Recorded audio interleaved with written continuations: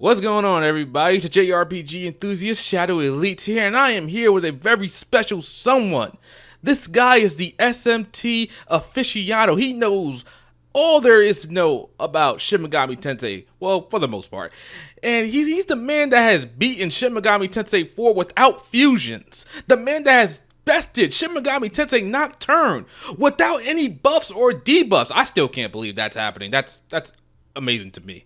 Ladies and gentlemen, let me welcome to you, Nyarly. So, All right, Nyarly, it seems like your channel has been doing pretty good, man.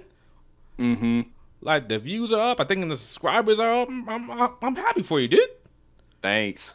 All right, so basically, I want to talk to you today about Shin Megami Tensei 5. Yes. This game was announced so long ago. 3.5 years. Yeah, 3.5 years the game has been MIA for the most part. Nyarly, what do you think this game is at right now?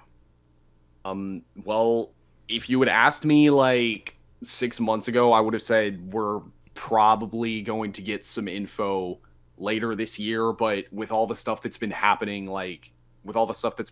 this year, I think that might be affecting its development. So I'd say we're probably going to get a release, at least a Japanese release date in 2021, like maybe mid to early 2021, and then a North American release date, more North American and European release date later in 2021.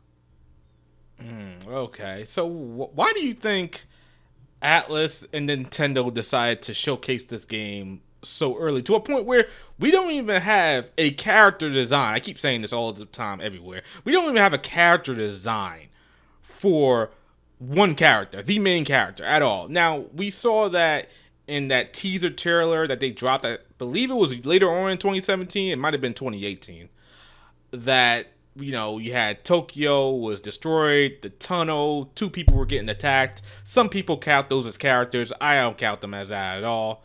Why did Atlus decide to announce it so early? Honestly, I think it might have been because, like, I want to say it's because they didn't have a lot of titles for the Nintendo Switch, but they did. And I mean, it's not like they were lacking JRPGs either, because they had Xenoblade Chronicles 2. So I'm guessing that it was just Atlus being Atlus, and they announced it before they were ready. Yeah, because this isn't the first time Atlus has announced something so early. Persona 5 rather, had a Winter 2014. Exactly. And then there was, I want to say it was Shin Megami Tensei Cross Fire Emblem that became Tokyo Mirage Sessions. That took forever to get any information on. I remember watching that direct live, and I saw that announcement, and I almost urinated myself. And then we got complete radio silence for 2.5 years until it was revealed to be Tokyo Mirage Sessions, which I thought was an April Fool's joke at first. Yeah, to be honest, as much as I enjoy Tokyo Mirage Sessions, it's not the game I was envisioning for a crossover of this magnitude. But yeah, I mean, I think it's a good game too. It's just like when I think of Shin Megami Tensei and I think of Fire Emblem, I don't think of idols. Yeah. I don't know what they were thinking on that. Maybe ideas got scrapped. I don't know. I think, well, from what I read is that, like, Atlus and Intelligent Systems were constantly clashing with one another on what the game should be, and then they just begrudgingly settled on it being an idle game. Because, like, I think the main reason they announced it so early is just because the Wii U wasn't selling all that well, so they wanted to they wanted to announce this just completely ridiculous title that would get everyone hyped up and talking about the Wii U. See, I kind of feel like that was the same case for the Switch too, with Shin Megami Tensei 5 now. Yeah, I mean, because that's the thing. Like, before the Switch came out, a lot of people weren't expecting it to do well. I mean, I'm gonna be honest, I wasn't expecting it to do all that well either, but turns out I was wrong, which I'm glad, because the Switch is a good console. Now, to be honest, I honestly thought it was gonna flop when it was released, but man, I think it's selling like crazy and everybody loves it. Yeah, they sure proved us wrong. So when we got that first initial trailer for Shin Megami Tensei 5, it looked like an abandoned building, and it looks like the camera was moving towards a whole bunch of demons. Now, for that trailer in particular, I am convinced, and I've been saying this for the longest time, I am convinced that was just leftover Shin Megami Tensei 4 Apocalypse footage that they just threw together and decided to put out to everybody. Well, you think that's too far-fetched for me to think? Uh, I'm actually gonna say I do think it's a little too far fetched. Oh, okay, fair enough. I mean, I don't know if any of that stuff is gonna be in the final game, but like, I do think that trailer is just something they put together so that they had something to show. Now, also one of the reasons I honestly believe that because I've played a good amount of SMT games and Persona, obviously. Well, they're both SMT and Persona. But from what I've noticed, unique demons don't carry over from game to game. Like if a demon's appearance changed in one game, it's not in another game, such as Loki and Persona 5.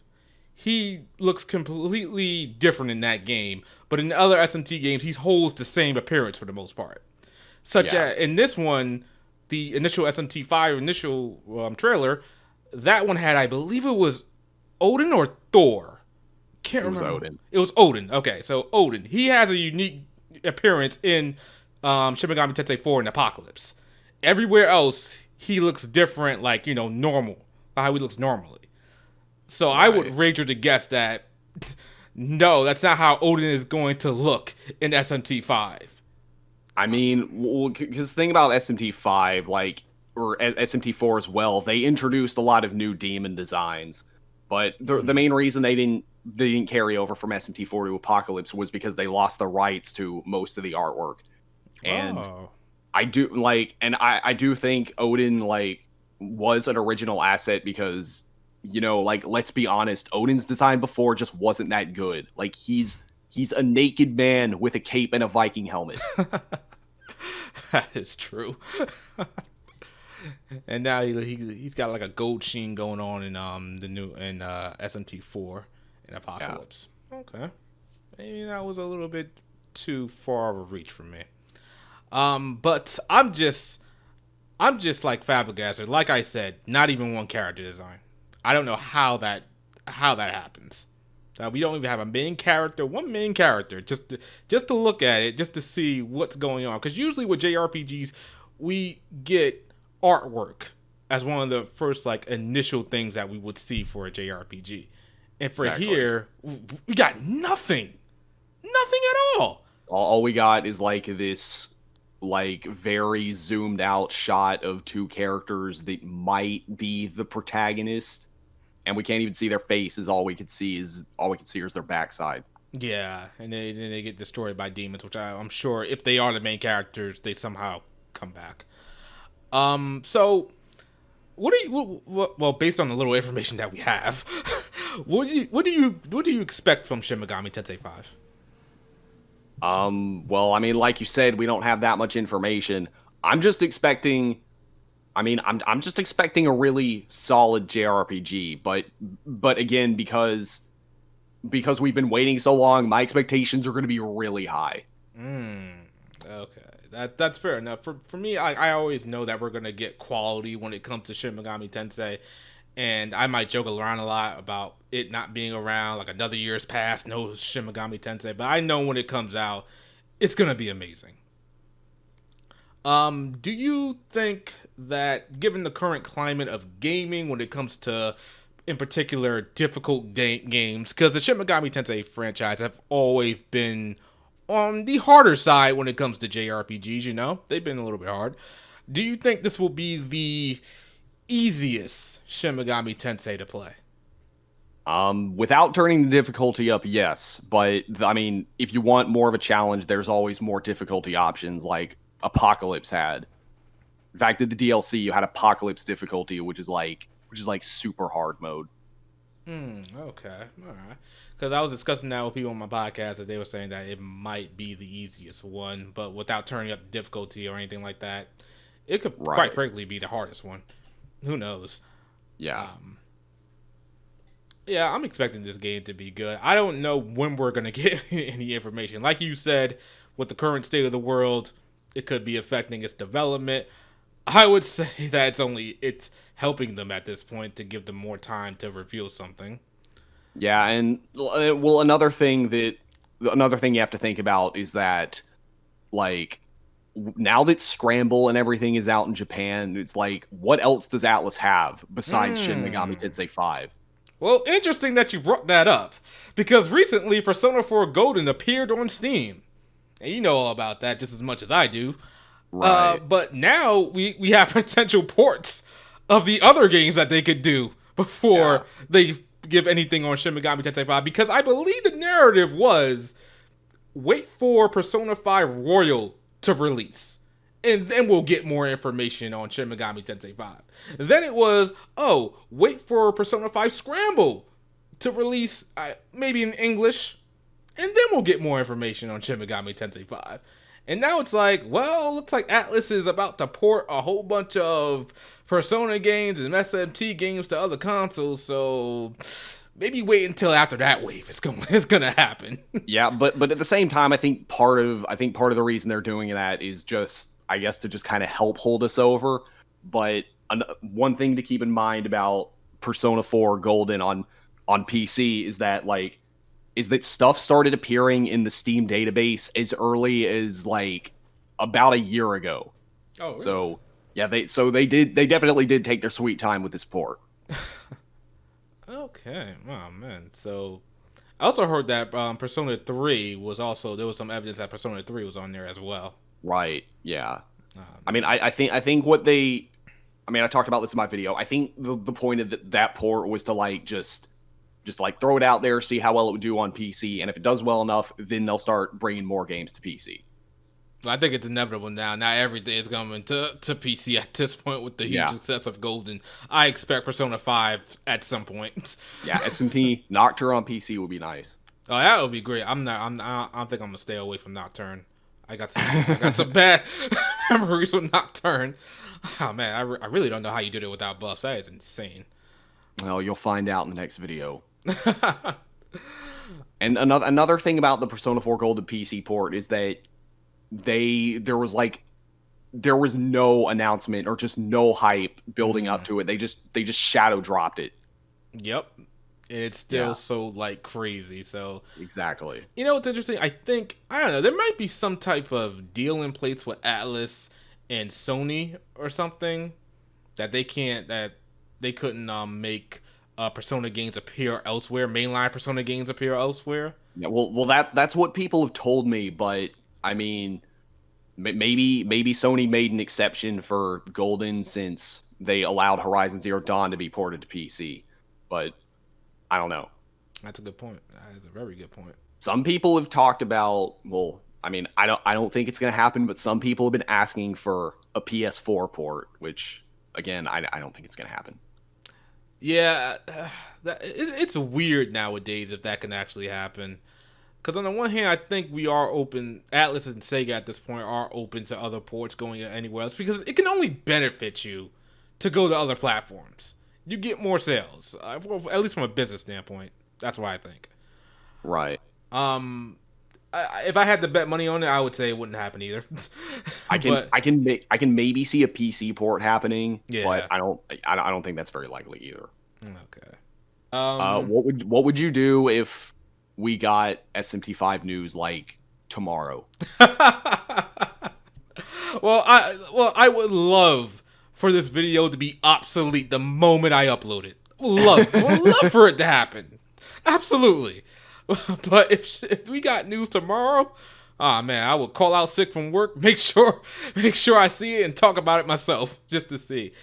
Okay, But realistically, when do you think we're gonna get some more SMT5 news? Because Tokyo Game Show this year was canceled. yeah, realistically, I man, this has been the first game that I've said I don't know. I literally don't know anymore. I would say end of the year at best that we get something, and maybe we'll start getting information trickled throughout the year in 2021 with the release date for Japan also during that year, like you said. or I believe you Yeah. said it was going to release in Japan. What I personally think they should do is have a worldwide release. Yes, Like, okay, but I mean, I guess that really depends on how much involvement Nintendo has with it. that's Because true. Nintendo is pretty good about getting their games out quickly in the West. I mean, like Catherine Full Body already released in Japan. It released in Japan like I think it was like a week or two ago, and the point is we don't have to wait very long for it. But when Atlus does stuff themselves, they take forever. Yeah, see, why is that? Well, you have a theory on why that is? Because every time, like every JRPG that's come out nowadays, usually it's like 6 months maybe before we get an English release. Some games maybe a full force year, but Atlas games, for the longest time, they would take in their sweet time to get stuff over. Well, why do you think that is? I mean, I've said this 100 times. I personally think it's because I think it's because Sega bought them. Because I mean, because their localizations before Sega bought them were pretty fast. I mean, Persona 4, it only took like 4 months. Shin Megami Tensei 4 had a pretty good localization and it only took a month and a half. True, yeah, and Apocalypse, I believe, came out relatively quick. Yeah. If I recall. Now, and like now, I mean, Persona 5 Scramble came out in Japan. What was it, like February? And we still don't have a release date yet. Hopefully, we'll get one at New Game Plus Expo. It's And then interesting. 13 Sentinels Aegis Rim. We just got a confirmation of that. Yeah, that one was sitting in like development hell or was vaporware for a while there. One more thing I'll say is that, I personally, I think when we get Shin Megami Tensei 5 news, it's probably going to be during a Nintendo Direct. Yeah, that's true. Yeah, Yeah, I I'm mean, completely right. it has been so long since the last Nintendo Direct, so I'm sure, like, when the next Direct happens, it's going to be an absolute banger. Like, even if they don't announce SMT 5, I'm sure we're going to get a great Direct. Yeah, the Nintendo Directs they are almost never bad. They're always great. And if you add Shin Megami Tensei 5 to that, it's gonna be legendary. Yeah. So yeah, man, that's really all I had to speak on here. And thanks for coming on, man. Awesome. Yeah, good to be on here. All right, guys, that's it for this video. Go ahead and subscribe over to Nyarly's channel. He's doing great things over there in Persona and Shin Megami Tensei. His Nocturne run is just shocks me to no end. like honestly, I don't know how you. I don't have the. I got patience, but I don't think I have that amount of patience. I can't do it. Maybe. I mean, I can tell you what happened, but I don't know if you want me to spoil it. Oh no, I definitely don't. I want to watch it. I be having like food ready when I be watching these videos so I can see what's going Okay. on. Cause oh my god, I just had a problem myself with the last boss when I did it, and Yeah. that took me grinding at least 10 levels to be Yeah. within striking distance of that guy. Cause oh my god, the 2M boss was ridiculous. Yeah. And those of you that are here for me, be sure to check out Shadow Elite HD's channel. He does JRPG videos, and he's just a cool guy all around. All right, thanks, man. Appreciate that. Anyway, guys, we are out of here. We will see you guys Yep. next time. Peace. Peace.